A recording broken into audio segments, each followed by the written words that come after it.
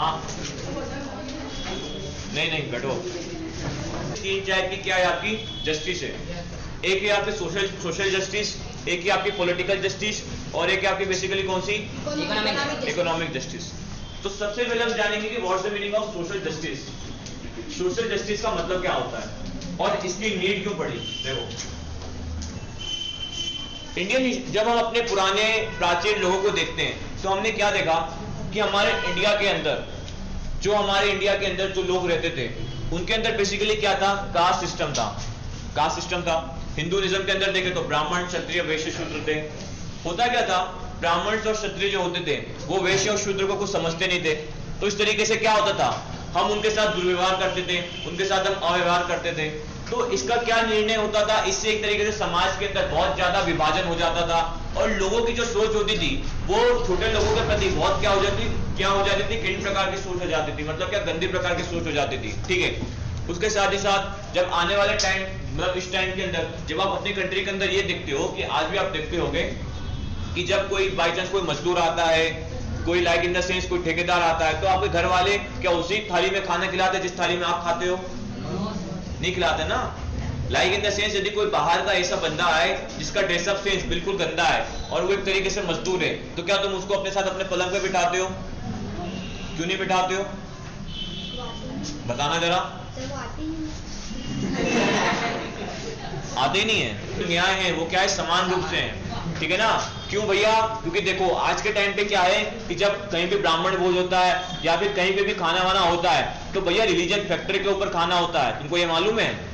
यदि तुम कभी ब्राह्मण के अंदर जाओगे तो ब्राह्मण सिर्फ ब्राह्मण ही ब्राह्मण खाएंगे। यदि वहां पे कोई कुमार आ जाता है या फिर वहां पे कोई ग्वाला आ जाता है तो वो उन ब्राह्मणों के साथ बैठ के नहीं खा सकता है कि नहीं? yes, sir. उसको अलाउ नहीं करते हैं। yes, sir. तो ये एक तरीका क्या इनजस्टिस है। तो इसी इनजस्टिस को हटाने के लिए, क्यों? क्योंकि देखो यार, आदमी है, मेरे पास जो मांस है सामने वाले के पास भी वही मांस है, मेरे पास आंखें हैं सामने वाले के पास भी वही आंखें हैं। तो भैया मैं जब सिमिलर हूं तो सामने वाला भी सिमिलर है, तो किस चीज का भेदभाव? तो इसी भेदभाव को रिमूव करने के लिए, इसी कास्ट सिस्टम को रिमूव करने के लिए जो हमारी जस्टिस है, जस्टिस मतलब क्या, न्याय, उसी के अंदर हमारी कॉन्स्टिट्यूशन ने क्या बोला कि सोशल जस्टिस रखो। क्यों सोशल जस्टिस रखो? क्योंकि देखो यदि हम लोगों के अंदर से डिस्क्रिमिनेशन की भावना नहीं हटाएंगे तब तक लोग एकजुट नहीं हो पाएंगे, और जब तक लोग एकजुट नहीं हो पाएंगे तब तक लोग यूनाइट नहीं हो पाएंगे, और जब लोग यूनाइट नहीं हो पाएंगे तो भैया कंट्री की डेवलपमेंट हो सकती है क्या? नहीं हो सकती है ना। तुमने बचपन में एक कहानी सुनी होगी कि एक फादर होता है, वो क्या अपने 4 बच्चों को बुलाता है, सबको एक एक लकड़ी तोड़वाता है, सबके सब वो लकड़ी तोड़ देते हैं, बट बाद में जब वो सारी लकड़ियां मिलके एक डंठल बन जाती है और जब उसको तोड़ते हैं तो क्या वो टूटती है? नहीं टूटती है ना। उसी तरीके से जब किसी कंट्री का डेवलपमेंट होता है, यदि सबके सब लोग यूनाइट होंगे तो क्या वो कंट्री किसी भी तरीके से टूटेगी? नहीं टूटेगी ना। अब कंट्री के अंदर क्या प्रॉब्लम है? कंट्री के अंदर बेसिकली प्रॉब्लम क्या है? कास्ट सिस्टम प्रॉब्लम है। तो भैया कास्ट सिस्टम को हटाना पड़ेगा, ये कास्ट सिस्टम को कहीं ना कहीं से हटाना पड़ेगा। तो कास्ट सिस्टम कैसे हटेगा? जब आप अपने सामाजिक जीवन के अंदर जो आपका न्याय का क्षेत्र है उसके अंदर आप क्या करोगे? समानता लेके आओगे। मतलब क्या कि भैया आप सारे कास्ट के लोगों को क्या करोगे? इक्वली ट्रीट करोगे जब आप किसी को न्याय सुनाओगे, है कि नहीं? जब आप जब आपने कभी किसी कोर्ट की प्रोसीडिंग सुनी होगी, प्रोसीडिंग समझते हो ना, किसी कोर्ट की हियरिंग सुनी होगी, तो उसके अंदर आपने ये सुना होगा, क्या वो बंदा जो सबसे ऊपर कुर्सी पे बैठा होता है, क्या वो ये बोलता है कि तुम हिंदू हो, तुम मुसलमान हो, मैं हिंदू का केस नहीं लूंगा, मैं मुसलमान का केस नहीं लूंगा? ऐसा नहीं बोलता है ना। वो भैया सबको इक्वली ट्रीट करता है, सबको बराबर ट्रीट करता है। वो क्यों ट्रीट करता है? क्योंकि हमारे कॉन्स्टिट्यूशन के प्रियम्बल के अंदर जो जस्टिस है उसको बेसिकली क्या बोला गया सोशल जस्टिस के अंदर, कि भैया सभी के सभी नागरिक क्या है? समान रूप से हैं। ठीक है, समझ गए? इतना क्लियर है? अब नाउ द सेकंड पॉइंट जो है वो आपने क्या है? Political justice. ठीक है, पॉलिटिकल जस्टिस किसको बोला जाता है? देखो आज आपकी क्लास में नियर अबाउट 76 बच्चे हैं। सबके सब अभी 9th में, फिर 10th में होंगे। 10th में तुम लोग क्या दोगे अपने? 10th में अपने क्या दोगे तुम? सब्जेक्ट दोगे। अरे 10th में कौन सी एग्जाम दोगे? बोर्ड्स दोगे, है कि नहीं? पक्का ना? अब मुझे एक बात बताओ, बोर्ड्स दोगे, इधर ये किसको क्या हो गया? यदि गवर्नमेंट ये करे कि भैया जो लोग हिंदू हैं वही बोर्ड्स दे सकते हैं और जो लोग मुसलमान हैं वो बोर्ड्स के एग्जाम नहीं दे सकते, तो क्या ये सही होगा? नहीं होगा ना। तो इसी को बोलते हैं पॉलिटिकल जस्टिस। मतलब क्या कि भैया गवर्नमेंट के द्वारा किसी भी प्रकार की एग्जाम कंडक्शन, किसी भी तरीके की जो एग्जाम फॉर्म्स होते हैं उसके अंदर गवर्नमेंट किसी भी कास्ट के सिस्टम पे, किसी भी क्रीड के सिस्टम पे क्या कर सकती है, डिफरेंस नहीं कर सकती है। मतलब क्या कि भैया किसी भी तरीके का एग्जाम यदि कंडक्ट हो रहा है तो वहां पे सभी बच्चे किसी भी धर्म या जाति या किसी भी तरीके की है ना कास्ट से बिलोंग करते हैं या किसी भी ट्राइब से बिलोंग करते हैं, तो वो सारे के सारे बच्चे जो होंगे वो क्या होंगे, एलिजिबल होंगे। उनको कास्ट के सिस्टम पे कभी डिफरेंस नहीं किया जाएगा, है कि नहीं। अब लाइक इन द सेंस जब तुम 10th पास हो जाओगे तो तुम 11th 12th सब्जेक्ट्स लोगे, तो 11th 12th सब्जेक्ट्स क्या तुमको तुम्हारी कास्ट के आधार पर मिलता है? नहीं मिलता है ना। तो वो सिस्टम जो तुमको कास्ट के आधार पर नहीं मिलता है तो वही तुम्हारा पॉलिटिकल जस्टिस है। ठीक है, सबको इक्वली क्या देना कि भैया गवर्नमेंट फैसिलिटीज के अंदर लड़का लड़की सब बराबर है।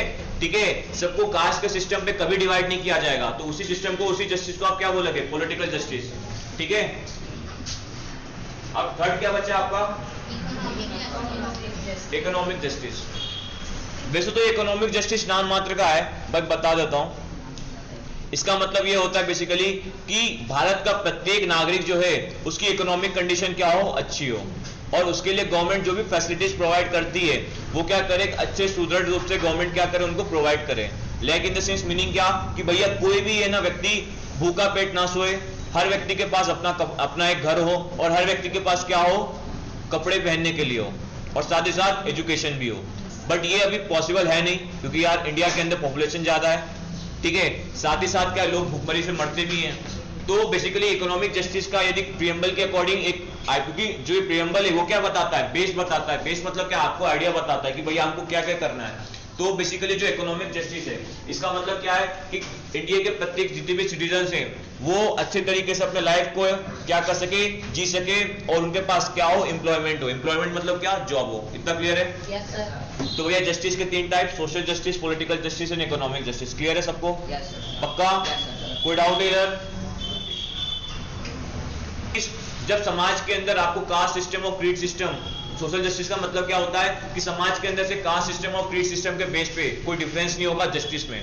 जस्टिस मतलब समझते हो ना, न्याय में कास्ट सिस्टम के बेस पे कोई डिफरेंस नहीं होगा।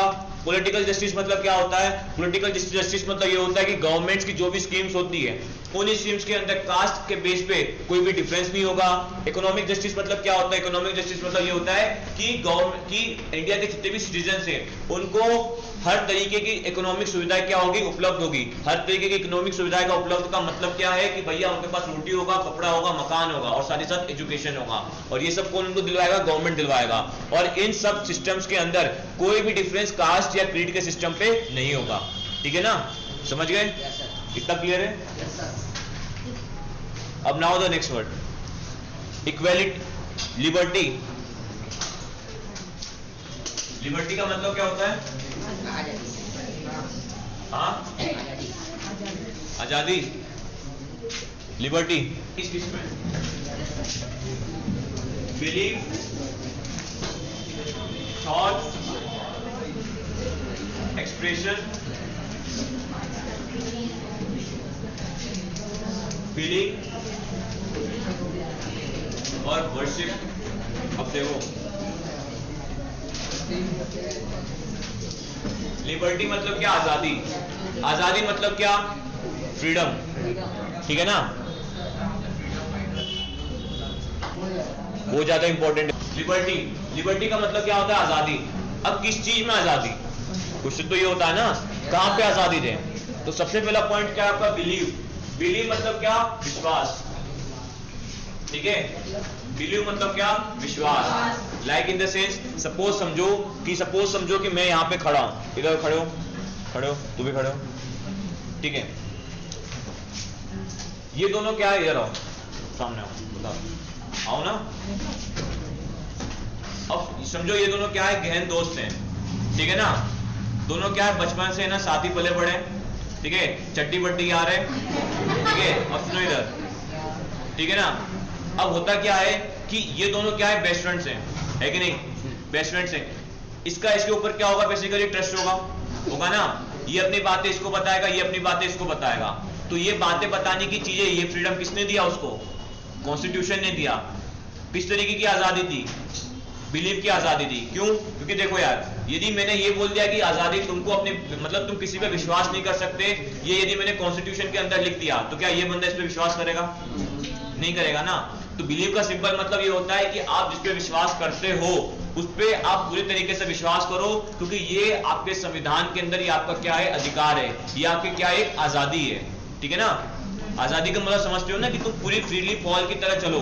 अब इसको इसके ऊपर विश्वास करना है तो उसके लिए किसी की नीड पड़ेगी क्या? नहीं पड़ेगी ना। कॉन्स्टिट्यूशन ने इसको एक तरीके से क्या करके रखा है? लीगल बोल के रखा है कि आप जिस पे भी विश्वास करोगे वो क्या एक तरीके से आपकी एक लिबर्टी है, वो क्या है? आपकी एक आजादी है। ठीक है। नाउ सेकंड थॉट, ठीक है, इधर खड़े रहो। अब ठीक है, समोसे की दुकान पे गए। अब इन भाई साहब को कचौरी पसंद है, इनको समोसे पसंद है। ठीक है। अब इनके पास से बचे कितने? 5 रुपए। ठीक है, 5 रुपए के समोसे तो आते नहीं है। अब इन्होंने उधार में कितने ले लिए? 15 रुपए। हो गए कितने? 20 रुपए। अब ये जो बच्चा है ये थोड़ा क्या है? बैल बुद्धि है। ये सोच रहा था कि मैं 20 रुपए के समोसे खा लूं, और ये सोच रहा था कि मैं 20 रुपए की कचौरी खा लूं। ठीक है ना? कचौरी 10-10 की और समोसे 10-10 के। अब होता क्या है? ये दोनों जाते हैं दुकान पे दोनों लड़ने लग जाते हैं। ये बोलता है कि नहीं कचौरी लो, ये बोलता नहीं समोसे लो, ये बोलता कचौरी लो, ये बोलता नहीं समोसे लो। अब होता क्या है? जो दुकानदार सामने वाला होता है इधर, बेसिकली क्या बोलता है? एक काम करो, 10 की तुम कचौरी खा लो, 10 की तुम समोसे खा लो। तो दुकानदार ने अपना क्या शो किया? एक विचार शो किया, एक क्या शो किया? एक आइडिया शो किया। तो बेटो कॉन्स्टिट्यूशन के अंदर आप किसी भी तरीके का जो आइडिया शो करते हो, किस चीज के रिगार्डिंग? इंप्रूवमेंट के रिगार्डिंग, आजादी के रिगार्डिंग, किसी साइंस एंड टेक्नोलॉजी के रिगार्डिंग, तो वो सारी आजादी, वो सारी एक तरीके से क्या विचार करने की क्षमता, वो आपको कौन प्रोवाइड करता है? आपको लिबर्टी के अंदर आपको कॉन्स्टिट्यूशन प्रोवाइड करता है। ठीक है, समझ रहे हो? क्लियर है ना? माइन्यूट से डिफरेंस है। ठीक है। उसके बाद थर्ड वर्ड है एक्सप्रेशन। एक्सप्रेशन मतलब क्या? अब लाइक इन द सेंस, अभी देखो वो बंदा जोकर की तरह हंस रहा है, तो उसको हंसने कौन दे रहा है? क्योंकि मुझे संविधान ने कहा है कि वो हंस सकता है कि नहीं? और संविधान में किसने कहा है? प्रीएम्बल ने कहा है। प्रीएम्बल में किसने कहा है? लिबर्टी के अंदर किसने कहा? एक्सप्रेशन में कहा है। ठीक है ना? अब कोई नाक में उंगली डाल के बैठेगा तो वो क्या है? एक्सप्रेशन है कि नहीं? कॉन्स्टिट्यूशन ने दिया लिबर्टी के अंदर, तो वो क्या हुआ? एक्सप्रेशन है कि नहीं? समझ गए क्या? ठीक है ना?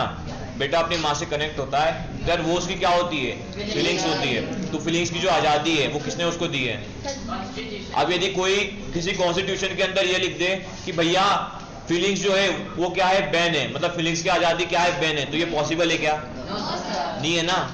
तो वही सारी आजादी कॉन्स्टिट्यूशन के अंदर, लिबर्टी के अंदर दिए गए हैं। ठीक है। चौथी चीज क्या है? पूजा, वर्शिप। वर्शिप मतलब क्या? पूजा करना। अब जो हिंदूज हैं, जो बेसिकली हिंदूज हैं, सब क्या करते हो? अपने अपने भगवान की पूजा करते हो। ठीक है ना? तो पूजा करने का बेसिकली कहां बताया गया है? कॉन्स्टिट्यूशन के अंदर आपको आजादी दी गई है कि आप क्या कर सकते हो? आप अपने अपने भगवान की पूजा कर सकते हो। आप जिस भगवान को मानते हो आप उस भगवान की पूजा कर सकते हो। आपको कोई रोक नहीं सकता कि आप इसकी पूजा मत करो। किसका बज रहा है ये घड़ी? यहाँ पे भैया देखो, लिबर्टी किस किस में? आपको आजादी, बिलीव में, विश्वास करने में, थॉट विचार करने में, एक्सप्रेशन जो आप व्यक्त करते हो अपने फीलिंग्स, आपकी भावनाओं में, और वर्शिप आपकी पूजा में। ठीक है भैया? कोई डाउट है? पक्का? अब now equality, status and opportunity. Equality, status and opportunity.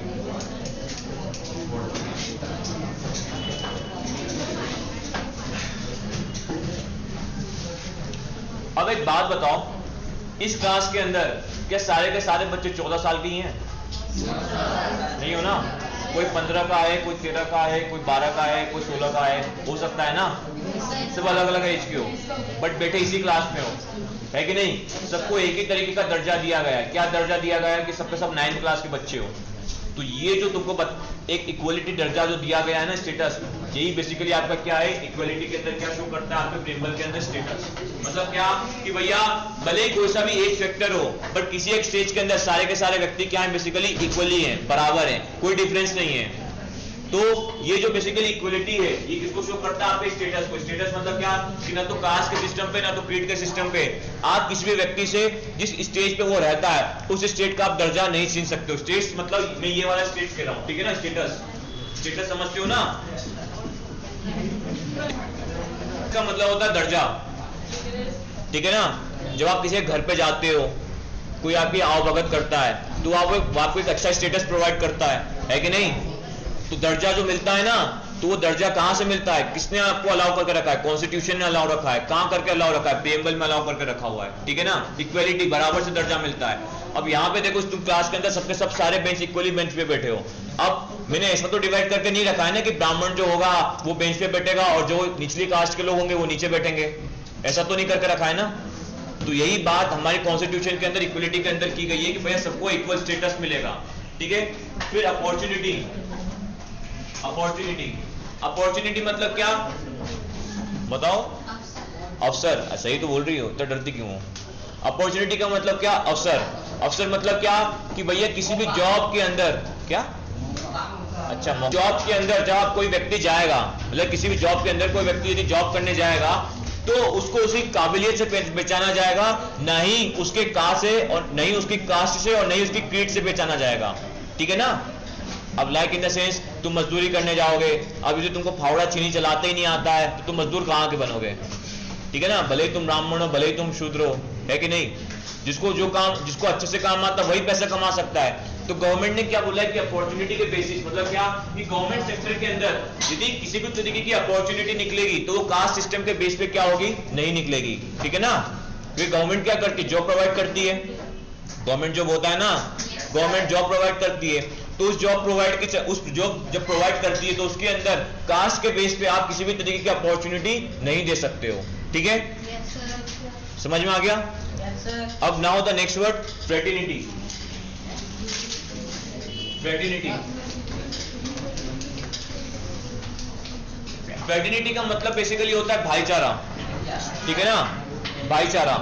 तो भैया इसके अंदर बेसिकली क्या कहा गया है? Fraternity assuring the dignity of the individual and the unity and integrity of the nation. कि भैया भाईचारा रखो, पर कैसे रखो?